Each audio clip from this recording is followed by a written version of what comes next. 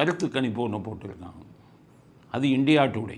India டுடேங்கிறது மிகப்பெரிய பத்திரிக்கை. அது அதோட வந்து சி ஓட்டர்ஸ் அப்படின்னு வட இந்தியாவில் இவங்க 2 பேரும் சேர்ந்து ஒரு கருத்து கணிப்பை போட்டு மக்களை குழப்புறான். அவன் என்ன சொல்கிறான்னா, திமுகவுக்கு 45% ஆதரவு இருக்கான் தமிழ்நாட்டில்.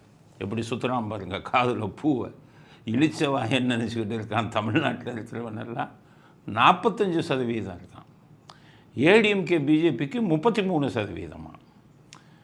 விஜய்க்கு வந்து 15%.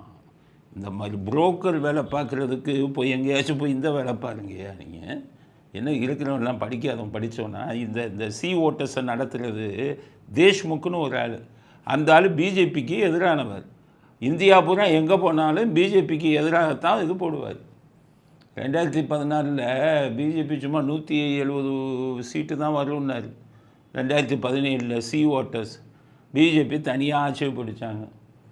அதுக்கப்புறம் 2000 வந்து உங்களுக்கு 19க்கு அப்புறம் 2024 அவங்க சொன்ன சீட்டுக்கும் ஜெயிச்சதுக்கும் 2014க்கு அப்புறம் 2019 230 சீட்டு தான் ஜெயிக்கும்னாங்க.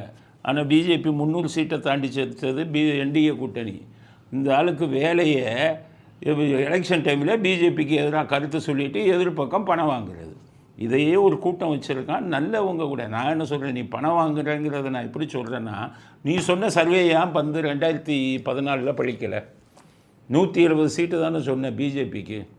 எப்படி பிஜேபி வந்து 200 சொல்கிற போய் தனியாக மெஜாரிட்டியோட ஆட்சி அமைச்சாங்க?